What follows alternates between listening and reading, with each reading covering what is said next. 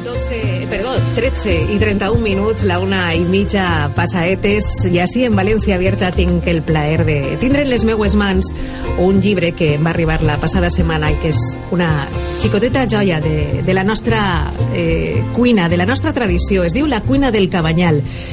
Està signat per Marisa Villalba i per Felip Bens. I anem a parlar en els pròxims minuts del nostre programa de peix, de salaures, parlarem de mandonguilles de Baejo, per exemple, d'aladrocs, de puchero, de titaina, i se'ns va la boca aigua a aquestes hores, només de pensar-ho. És La cuina del Cabanyal, que com este llibre demostra té entitat pròpia, esa cuina senzilla, basada en el bon producte, que és nostre, que és d'ací i que no tenim que perdre mai.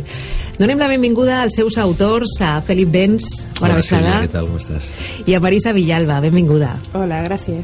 Bueno, jo volia saber, en principi, com es gesta este llibre i com s'uniu, perquè Felip és periodista, Marisa és farmacèutica, sí, però en definitiva sou cabanyalers i amants de la cuina. Com naix este projecte?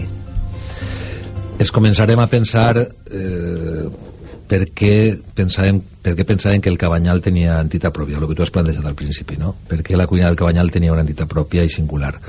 Es començarem a fer-nos aquesta pregunta un poc i establirem un cert debat i obtinguérem resposta immediatament, que era per un costat per la tradició d'ofici de pescaors i de pescateres que té el poble, no? Secularment, i per un altre per la singularitat que li aporta la Setmana Santa marinera en les que evidentment en els preceptes catòlics no permet menjar carn ni plats molt suntuosos, i això ha generat una gastronomia molt particular dins de la ciutat de València, aprofitant també els productes que hi havia a mà, que eren fonamentalment les sortes pròximes al Cabanyal i els propis de la mar. En el teu cas, Marisa, la teua professió no té res a veure en això, però de què manera naix el teu amor per la cuina i sobretot tu t'encarregues de les receptes que apareixen en el llibre, molt ben detallades, d'on les has tret? De la tradició oral, bàsicament. En la meva casa sempre s'ha cuinat els plats típics del Cabanyal, ha sigut molt important el tema de la cuina, i la veritat és que està molt arrelada. Per a mi és els menjars del meu dia a dia. Entonces, quan m'ho va proposar Felip de fer un llibre sobre la cuina per a que li ajudara a replegar les receptes i tal, la veritat és que ens varen ficar a buscar i tal, i ens varen eixir moltes, i la veritat és que més de les que ens esperàvem. Se podien fer més llibres d'estos, no? Perquè, en definitiva, en cada casa del Cabanyal suposa que tindrien un llibre de receptes. Sí, perquè, a veure, jo he fet les que se fan en la meva família, sí que he preguntat, però quan a més gent preguntes, més receptes diferents trobaràs, segur, i en cada família és el que tu dius. De tota manera, en cada família la mateixa recepta es fa d'una manera diferent, o sigui que és el que també volem dir, no? Que no són receptes ortodoxes i que són les vàlides i que tot el món les té que fer igual, sinó que cada persona, quan les faci, segons els seus gustos o la seva tradició familiar, les farà d'una manera o d'una altra, no? Amb el seu truquet, no? Exacte, el seu truquet, el seu gust, van canviant, perquè és impossible que tot el món ho faça igual. Però bueno, és la primera vegada que se recopilen totes i estem molt contents del resultat. Feia falta una labor de recopilació, no?, per a que no es perga esta cuina. Jo crec que sí, perquè com hem comentat adés, ve d'una tradició molt singular i molt particular que no se dona en uns altres llocs, i a més crec que molts dels plats que avui, perquè per exemple molta gent ens ha dit, és que molts d'estos plats també se fan en uns altres pobles, o també alguns són part de la història gastronòmica de la meva família, però d'alguna manera sí que tenen el seu origen en la tradició pescaora i marinera del Cabanyal, no? Jo crec que sí que calia replegar-los, com molt bé ha dit Marisa, cada recepta té moltes varietats, no? Però calia replegar-los i d'alguna manera oferir unes receptes canòniques per a que se preservaren també, no? I per a que quedaren per al futur. Sempre diguem que això que hem fet ha sigut una primera pedra, no? Que a partir d'ací, ojalà el dia de demà vinguen uns altres i puguen incorporar a lo millor receptes antigues que ens han passat a nosaltres, o fer a partir d'aquestes unes altres variacions per a enriquir encara més la nostra gastronomia, i en definitiva és oferir un poc a tots els valencians pues això, el receptari i la forma de cuinar que hi havia en una part de la ciutat de València, que s'ha escampat també a molts altres llocs i que en uns altres pobles marines valencians també, pues a lo millor han nascut uns altres plats semblants, no?, en paral·lel. Clar. Digueu en el llibre, i és ben cert sempre que parlem d'estos plats tradicionals, que és la cuina de gent humil, no?, que en definitiva tenia que aplicar l'enginy per a fer un plat en el poc que tenien. Quins són els pilars bàsics d'esta cuina cabanyalera? Lo que ha comentat Felip, bàsicament el que tenien a mà, que era l'horta i peix. I també el que hem destacat un poquet és que les receptes de peix són les receptes del peix que anaven a les cases, les que tornaven de la mar, és a dir, els pescadors ixien, pescaven el peix bo, el peix gran, se venia a la llotja o per als restaurants, i a casa tornava el que era la morralla, el que era el peix que no aconseguien vendre.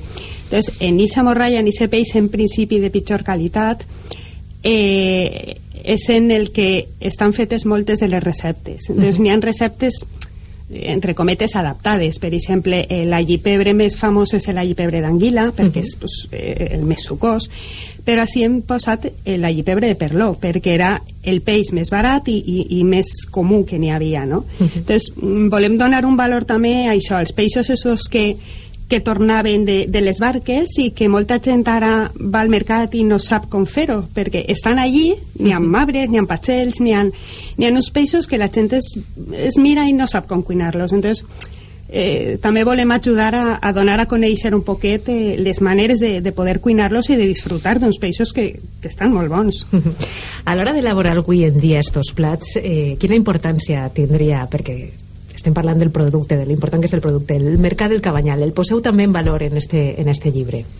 Totalment, perquè jo crec que tots, sobretot la gent jove, quan hem anat al mercat del Cabanyal, per exemple, ens han facilitat molt la faena, els comentaris que te fan els propis venedors, les pescateres, este peix pots fer-lo aixina o aixana, i jo crec que cada volta que se va al mercat del Cabanyal a comprar, jo sempre dic que per a cuinar bé el primer és comprar bé, no? I cada volta que se va al mercat del Cabanyal a comprar pues t'endús un bocinet, un trosset de sabidoria, no? Que no tenies abans, que és el comentari que t'ha fet una pescatera i en aquest sentit, clar, evidentment reivindiquen completament la compra tradicional, no? A la gent que transmet també oralment i ja sabia, no?, popular que va a través de les parades en este cas del peix, però de totes en general també.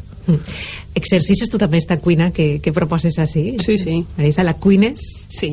Tal i com te van contar les teues iaies, mares? Sí, bueno, jo, bàsicament és ma mare, que és la que ha cuinat en ma casa. Els plats de peix, per exemple, els suquets i tal, sí que ho feia amb mon iaio, perquè ell era maquinista de barco i tal, entonces això sí que ho feia més ell, però ja te dic, això és pràcticament el que a mi m'ensenya ma mare a cuinar. Després cuines més coses, no?, d'unes altres cuines, però la cuina sí, jo en casa fem un putxero i d'un putxero mengem 4 dies totes les receptes que pots trobar ahí, l'arròs echal, les mandonguilles, la ropa vieja.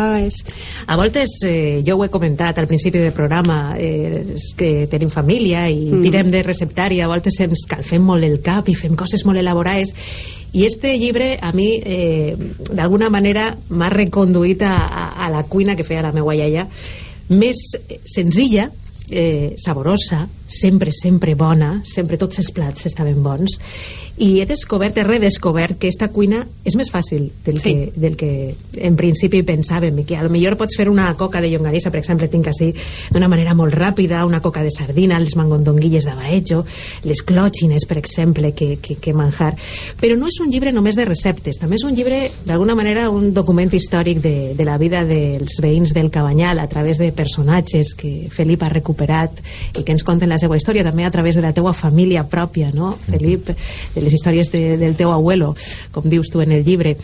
Què ha canviat del Cabanyal ixe que conteu en el llibre al d'ara? Molt, ha canviat molt. El Cabanyal tenia una forma des del naixement de les primeres barraques a vora mar, pràcticament des d'abans de la conquista de València ja està documentada l'existència de ser moviment a vora mar destinat a la pesca. Des d'aquell temps tot ha transcorregut paral·lel a la mar fins als nostres dies, fins a fa 40 anys, i en estos últims 40 anys pràcticament tot això ha desaparegut, no? Vull dir, la platja del Cabanyal, de les Arenes de les Termes, era la superfície sobre la qual estaven les barques baraes, i des d'ahí se treien les barques a la mar, en aquestes estampes clàssiques de la pesca del bou, en els bous que treien les barques en l'art de bou. I bueno, pues, tot això evidentment d'això queda un vestigi, que són 4 barques que queden en la platja de les Termes i unes altres 3 que queden en la zona de les Arenes i tal, que estan dins del propi passeig, que és un vestigi, diguem, d'un passat que no està tan junta, que pràcticament ha desaparegut i que va conformar completament la forma de ser de la gent del Cabanyal, no? Perquè tot estava envoltat entorn a la mar, tot era entorn a la mar, no? Vull dir, l'aport vital que tenia la gent venia de la mar. Els homes estaven en les barques i bueno, no cal que recordem que encara diuen que el peix és car, no? Sí. No cal que ho recordem. I no cal que recordem tampoc moltes de les tragèdies, naufragis, etcètera, que hem vist, o sigui, que hem sentit durant tota la nostra infància, de gent que tenia molt de patiment en la mar. Aquests ports venen de la mar. La forma de cuinar, com estava explicant Marisa, ve de la mar. La gent major a la que m'he entrevistat per al llibre, que el llibre volíem també que tinguera, com tu has comentat, esta component, no? Vull dir, la cuina no és una cosa que naix en un laboratori, la cuina naix en unes condicions socials i unes condicions culturals i quasi antropològiques, no? I hem volgut contextualitzar el receptari que ha fet Marisa, que a més és un receptari, com comentaves Ades, que està molt ben explicat i que pareix que les receptes siguin superfàcils de fer, i que realment és aixina. Vull compaginar això en el context en el que naix això, no? En el context històric, social, cultural en el que naix això. I aquest context és precisament aquest Cabanyal que pràcticament hem vist desaparèixer davant dels nostres nassos, no? En molts casos els nostres ells estarien contents de que això fos aixina, perquè no hi ha que oblidar que la vida de la mar era duríssima i que molts dels nostres avantpassats volien que nosaltres no ens dedicarem a una altra cosa, no volien que visquérem els seus patiments. Però clar, vull dir, des d'un punt de vista també sentimental, tenim certa melancolia o certa nostàlgia d'aquella forma de viure, no? En la qual també la gent de les carrers eren pràcticament tots família, perquè uns cuidaven quan la gent estava treballant, les dones estaven treballant en el mercat, les dones que quedaven en el carrer cuidaven dels seus fills, i al final eren tots tios i ties, no? Quan encara se sent a lo millor a l'amic del pare dir-li tio o a l'amiga de la mare dir-li tia, i en realitat no són família, però és com si ho foren, perquè han fet una convivència absolutament estreta. Tot això és el que tractem de transmetre també a l'hora de compaginar, com vos comentava, el tema exclusivament gastronòmic en el context en el que naix aquesta gastronomia. I este concepte de llibre estem molt contents d'haver-ho fet aixina, perquè crec que és el que posa la cuina en el seu entorn, no? en el seu lloc. Per a comprendre la cuina bé hi ha que entendre com naix i com es desplega. I tant, és part de la nostra etnologia, no? De la nostra costum de viure del dia a dia, sí. I de fet este llibre ho aconseguís. És un testimoni històric i és un llibre també per a tindre en el caixó de la cuina sempre i traure-lo de vegada en quan per a fer una recepta. I les dones, que importància. Li dediqueu un capítol sencer a la importància de la figura de la dona. És que, com estàvem comentant, és que ho fem pràcticament tot, perquè tenien que governar la casa. Moltes d'elles treballaven en el mercat, a més. O sigui, treballaven en casa i treballaven en el mercat. Les que no treballaven en el mercat se tenien que fer càrrec de la prole dels que treballaven en el mercat, perquè els homes estaven en la mar. Les dones eren absolutament clau en tot això, i a més eren les que quan se donava una tragèdia, un problema, un drama, que era molt més freqüent de lo que ens pensem, pues eren també les que moltes voltes havien de fer càrrec de les conseqüències d'això, de la família i tal. En aquest sentit, sona un poc idíl·lic, però sí que és de veres que el Cabanyal funcionava un poc quasi com una cooperativa, no? Perquè realment les dones, això era un còdic no escrit quasi sagrat, no? Les dones que quedaven viudes per la mar eren acollides pràcticament entre la gent del poble, no? que quedava, i eren, no sé, pues, com estem explicant, pues era una forma de viure no tan lluntana, perquè era la forma de viure dels nostres iaios i en part dels nostres pares, però que en 30-40 anys pràcticament ha desaparegut pràcticament del tot. I tant, no parlem de la manera no es posem tristes. Això. Així sempre diguem que el Cabanyal no s'ha cuidat com se deuria i no sé si estem a temps d'això. Estos llibres sí que crec que fan esa labor, no? de cuidat i de mim d'una zona tan genuïna i tan nostra. Bueno, Marisa, a veure, la gent que tinga este llibre i que s'anima a fer aquestes receptes, cal ser un cuiner expert per a elaborar aquestes receptes? En absolut, no. L'únic és tindre paciència i no tindre mai pressa. Quan estàs cuinant tens que estar a lo que fas i tranquil·lament, i si un dia no t'eix bé, pues ja t'eixirà la segona vegada, que ningú n'eix ensenyat, sense problema. El que sí que és molt important és, sobretot en el tema del peix, que és el que més importància té, és el que diem abans, no? Parlant del mercat, que siga tot molt fresc, que siga de primera qualitat, perquè també hem comentat que els productes, o sigui, en les receptes el que prima és el producte fresc, que és la qualitat del producte. No s'enmascaren, no tenen salses complicades, ni picants, ni coses d'estes, no?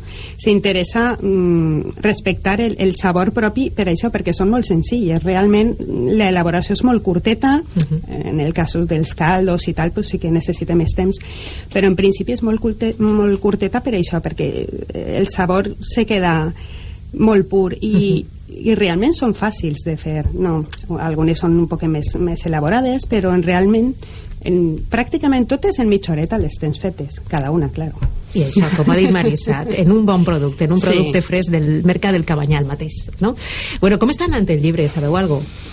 Sí, pràcticament este Nadal s'ha esgotat la primera edició. Ha sigut esperaven que funcionarà bé, però no esperaven que funcionarà tan bé realment. Estem ja plantejant la segona edició. La veritat és que ha sigut sorprenent per a tots, per a l'editorial, per a nosaltres com a autors, i bueno, pues contentíssims, evidentment. És que a més això se palpa, perquè el dia de la presentació, per exemple, pues quan la gent ve a la presentació, va ser en l'Ateneu Marítim, quan la gent venia, entrava, se comprava el llibre i tal, però després de la presentació anava i se comprava 3 o 4 més per a regalar, no? Quan ja havia tingut ocasió de fullejar-lo i de sentir els continguts i tal. Entonces ha anat molt bé, estem molt contents, i bueno, i el que té que anar, perquè clar, que el que té per davant, si això acaba de néixer. Sí. No ens sorprèn en absolut este èxit. A nosaltres també ens ha conquistat este llibre meravellós, un bàsic de la cuina del Cabanyal. Marisa Villalba i Felip Bens, gràcies als dos per estar ací, i esta nit vos esperen Levante Televisió. Moltes gràcies a tu. Si em permets un segonet, sí, clar. En el llibre també és molt important la participació d'alguns col·laboradors, com Pep Martorell, que és un dels grans savis del Cabanyal, de les persones que més saben de la història del Cabanyal, que ha participat en diverses peces molt interessants, Sergi Tarín, que fa una peça magnífica sobre el mercat del Cabanyal, una espècie de semblança absolutament hedonista, no? Sobre el que és passejar per el mercat, anar a comprar allí. Toni Sabater, Josep Vicent Miralles, estem molt contents també de la gent que ha col·laborat, les fotografies de Germán Caballero. No, el material fotogràfic és molt important en estos llibres, sobretot de cuina, però és que en este cas està molt cuidat i és meravellós. Josep Vicent Miralles, que és a més un company, benvolgut company. Tots els que han col·laborat en este llibre ho mereixen, el nostre reconeixement. Gràcies als dos per estar ací. Gràcies a vosaltres.